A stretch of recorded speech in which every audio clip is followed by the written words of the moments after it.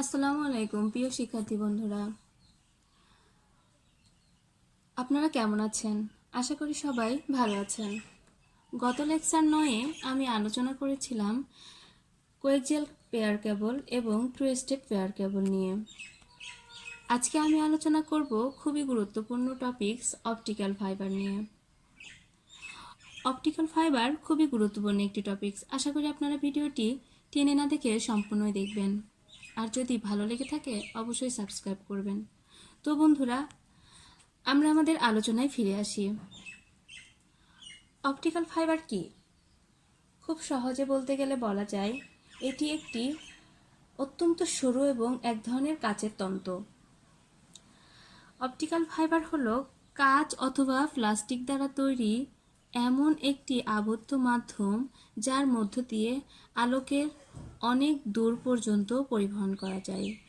তাছাড়া fibre optic cable হচ্ছে die electronic অন্তরক পদার্থ দিয়ে তৈরি এক ধরনের আঁশ যা আলো নিবন্ধীকরণ ও পরিবহনে সক্ষম। তাছাড়া বন্ধুরা, ডাই ইলেকট্রিক অন্তরক পদার্থ দিয়ে তৈরি কাচের তন্তুর মধ্য দিয়েই আলোর যে ডেটা আদান প্রদান হয় তা শুধুমাত্র ফাইবার অপটিক কেবলেই সম্ভব। পূর্ণ অভ্যন্তরীণ প্রতিফলনের প্রযুক্তি কাজে লাগিয়ে অপটিক্যাল ফাইবার দ্রুত কাজ করে। এই কেবলের একটি বিশেষত্ব হলো ইলেকট্রনিক সিগন্যালের পরিবর্তে আলোক বা লাইট সিগন্যাল ট্রান্সমিট করে। এই কেবলের মাধ্যমে ডেটা আদান প্রদানের জন্য লেজার রশ্মিও ব্যবহার করা হয়। বর্তমানে বলা যায় পৃথিবীর সব দেশেই অপটিক্যাল ফাইবার নেটওয়ার্কের মাধ্যমে একে অন্যের সাথে সংযুক্ত হয়ে উন্নত যোগাযোগ ব্যবস্থা গড়ে তুলছে। তাছাড়া অপটিক্যাল ফাইবারের ভিতর দিয়ে অনেক বেশি সিগন্যাল পাঠানো হয়। লক্ষ লক্ষ টেলিফোন কল পাঠানোও সম্ভব। সমুদ্র তলদেশ দিয়ে আন্তঃমহাদেশীয় ফাইবার অপটিক্যাল স্থাপিত হয়েছে। যেমন বলতে পারি আমরা সাবমেরিন কেবল, এটা হচ্ছে ফাইবার অপটিক্যাল কেবল। তো আসুন বন্ধুরা, আমরা ফাইবার অপটিক্যাল কেবলের চিত্র দেখে বোঝার চেষ্টা করব। দেখুন বন্ধুরা, এখানে ফাইবার অপটিক্যাল কেবলের চিত্রে এগুলো হচ্ছে কোর,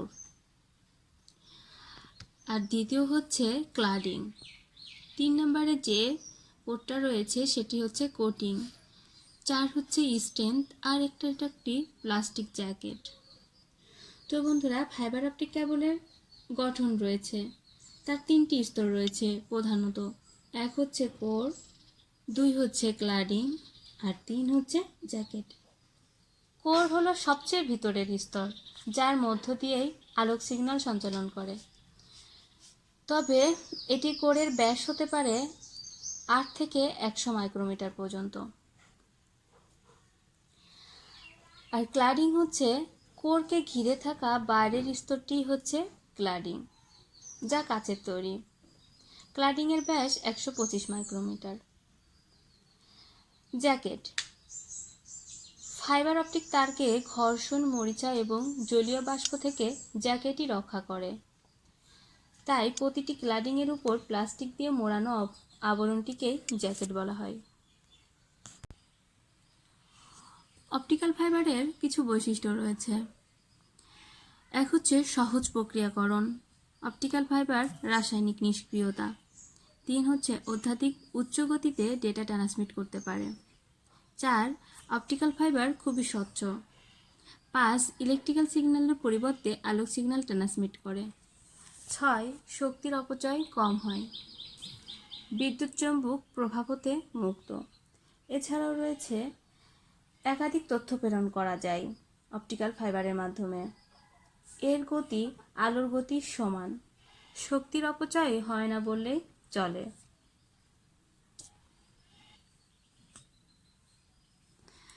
এবার দেখব অপটিক্যাল ফাইবারের সুবিধা ও অসুবিধাগুলো। বন্ধুরা, অপটিক্যাল ফাইবারের অনেক সুবিধা রয়েছে, তার মধ্যে আমি কিছু সহজ সুবিধাগুলো আপনাদের জন্য তুলে ধরেছি। 1 হচ্ছে অপটিক্যাল ফাইবার ডেটা স্থানান্তরের গতি অনেক বেশি। আর অপটিক্যাল ফাইবার ওজনেও হালকা, আয়তনে ছোট, ডেটা আদান প্রদান নিরাপদ ও গোপনীয়। 5 রিপিটার সমূহ অনেক দূরে দূরে স্থাপন করতে হয়। নির্ভুলভাবে ডেটা স্থানান্তর করা যায়। 7 তাপ, চাপ ইত্যাদি দ্বারা প্রভাবিত হয় না। তাছাড়াও এটি আকারে ছোট এবং ওজনে অত্যন্ত কম হওয়ায় এটি অ্যান্টিনিয়েশন ঘটে না। ডেটা পরিবহনের কম শক্তি ক্ষয় হয়। নেটওয়ার্কের ব্যাকবোন হিসেবে ব্যবহার করা যায়। আর সবথেকে বড় কথা হলো অপটিক্যাল ফাইবারের সবথেকে বেশি উচ্চ ব্যান্ডউইথ সম্পন্ন, আর খুব সহজেই আলোর গতিতে ডেটা ট্রান্সমিট হয় বলে সর্বাপেক্ষা এটি দ্রুত গতিসম্পন্ন। এবার দেখব বন্ধুরা অপটিক্যাল ফাইবারের অসুবিধা। অপটিক্যাল ফাইবারের অসুবিধা হচ্ছে এটি ইউ আকৃতিতে বাঁকানো যায় না। যেহেতু এটি কাচের তৈরি প্লাস্টিক জ্যাকেট, তো সেক্ষেত্রে এর কোরগুলোও যেহেতু কাচের, তাই অবশ্যই এটি ইউ আকৃতিতে বাঁকানো যাবে না। তবে অপটিক্যাল ফাইবারের দাম খুবই বেশি হয় যে কেউই এটি ব্যবহার করতে পারে না, আর এর স্থাপন ও রক্ষণাবেক্ষণও জটিল। তো বন্ধুরা, আশা করি আপনারা খুব সহজে অপটিক্যাল ফাইবারের বৈশিষ্ট্য, সুবিধা ও অসুবিধা সম্পর্কে বুঝতে পারছেন। এখন আমি আলোচনা করব ফাইবার অপটিক্যাল কেবলের গঠনগুলো, বিস্তারিত আলোচনা করব। তো বন্ধুরা, ফাইবার অপটিক্যাল কেবলের গঠন সম্পর্কে এর আগেও আমি কিছু আলোচনা করেছি, এখন আমি বিস্তারিত আলোচনা করব। অপটিক্যাল ফাইবারের মোট প্রধান তিনটি অংশ নিয়েই গঠিত। এক হচ্ছে কোর, ক্লাডিং ও জ্যাকেট। তো এখানে অভ্যন্তরীণ একটি গঠন দিয়ে আমি আপনাদের বোঝানোর চেষ্টা করেছি।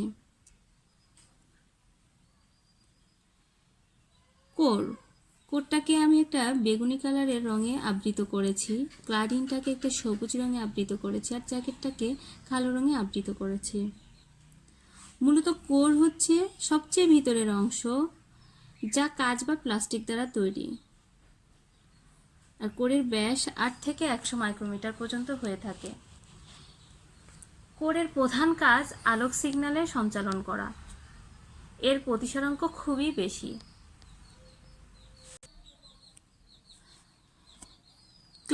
ক্লাডিং হচ্ছে কোরের ঠিক বাইরের অংশটি হচ্ছে ক্লাডিং। এখানে আমি বাহ্যিক একটা চিত্রে ক্লাডিং দেখিয়েছি, আর এখানে অভ্যন্তরীণ চিত্রেও ক্লাডিং দেখিয়েছি। কোরের বাইরের যে অংশটিতে ক্লাডিং থাকে তাও কাঁচ বা প্লাস্টিক দ্বারা তৈরি এক বিশেষ ধরনের আবরণ, যা কোর থেকে নির্গত আলোক রশ্মি প্রতিফলিত করে তা পুনরায় কোরে ফেরত পাঠায়। ক্লাডিংয়ের কোরের প্রতিসরাঙ্ক চেয়ে কম, অর্থাৎ বলা যায় কোরের প্রতিসরাঙ্ক সব থেকে বেশি আর ক্লাডিংয়ের প্রতিসরাঙ্ক কোরের থেকেও কম। এবার দেখব জ্যাকেট। তো বন্ধুরা, আপনারা বুঝতেই পারছেন জ্যাকেটটা হচ্ছে যেটা আমরা সামনে থেকে দেখতে পাই, অর্থাৎ আবৃত তার দিয়ে ঢাকা তো আমরা দেখতে পাই না, শুধু উপরের অংশটা যেটা থাকে সেটাই হচ্ছে জ্যাকেট। জ্যাকেট হচ্ছে প্লাস্টিক এবং বিভিন্ন ধাতব দ্বারা তৈরি সবচেয়ে বাইরের আবরণ, যা ফাইবারকে জলীয় বাষ্প, ঘর্ষণ এবং চাপজনিত আঘাত থেকে রক্ষা করে। এর আগেও আমি এটা সম্পর্কে আপনাদেরকে বলেছি। অপটিক ফাইবারের কেবলের প্রকারভেদগুলো। অপটিক্যাল ফাইবারের প্রকারভেদ হিসেবে ফাইবারের গাঠনিক উপাদানের প্রতিসরাঙ্কের উপর ভিত্তি করে ফাইবারকে দুই ভাগে ভাগ করা যায়। এক হচ্ছে step index fibre, 2 graded index fibre. আরেকটি হচ্ছে কোরের ব্যাসের উপর ভিত্তি করে ফাইবারকে দুই ভাগে ভাগ করা যায়। এক হচ্ছে সিঙ্গেল মোড ফাইবার, আর একটি মাল্টিমোড ফাইবার। তো বন্ধুরা, এখন আমি আলোচনা করব ফাইবারের গাঠনিক উপাদানের প্রতিসরাঙ্কের উপর ভিত্তি করে যে দুই ভাগে ভাগ করা হয়েছে তার বিস্তারিত আলোচনা। তো বন্ধুরা, প্রথমেই দেখে নিব গ্রেডেড ইন্ডেক্স ফাইবার। এখানে আমি চিত্রে গ্রেডেড ইন্ডেক্স ফাইবারের চিত্র দেখিয়েছি। তো এগুলো হচ্ছে মূলত ডিফারেন্ট মোডস। কোরের প্রতিসরাঙ্ক কেন্দ্রে সবচেয়ে বেশি এবং ব্যাসার্ধ বরাবর কমতে থাকে। দেখুন বন্ধুরা, কোরের প্রত্যেকটি মোডসই ডিফারেন্ট এখানে, আর তাই আস্তে আস্তে যখন বাড়ছে পরে আস্তে আস্তে কমতে থাকছে, আবার বাড়ছে আবার কমতে থাকছে। তো এটাই হচ্ছে graded index fibre. Step index fibre হচ্ছে কোরের প্রতিসরাঙ্ক সর্বত্রই সমান থাকে এবং ব্যাস বেশি হয়। তো বন্ধুরা, এখানে ডিফারেন্ট মোডসগুলো দেখে বুঝতে পারছেন প্রত্যেকটা প্রতিসরাঙ্কই সবসময় সমান আছে, আর এর ব্যাসগুলো অনেক দূরত্ব এবং অনেক বেশি। তো বন্ধুরা, আশা করি আপনারা গ্রেডেড ইন্ডেক্স ফাইবার ও স্টেপ ইন্ডেক্স ফাইবার বুঝতে পেরেছেন। এবার দেখে নিব কোরের ব্যাসের উপর ভিত্তি করে ফাইবারকে দুই ভাগে ভাগ করা যায়। এক হচ্ছে সিঙ্গেল মোড ফাইবার, আরেকটি হচ্ছে multimode fibre. Single mode fibre হচ্ছে সাধারণত লেজার সিগন্যালিংয়ের জন্যই ব্যবহৃত হয়। সিঙ্গেল মোড ফাইবারের কোরের ব্যাস সাধারণত 8 থেকে 125 মাইক্রন হয়ে থাকে। আর তাছাড়া সিঙ্গেল মোড ফাইবার রিপিটার ছাড়াই কেবলকে 3 মাইল পর্যন্ত নিয়ে যেতে পারে।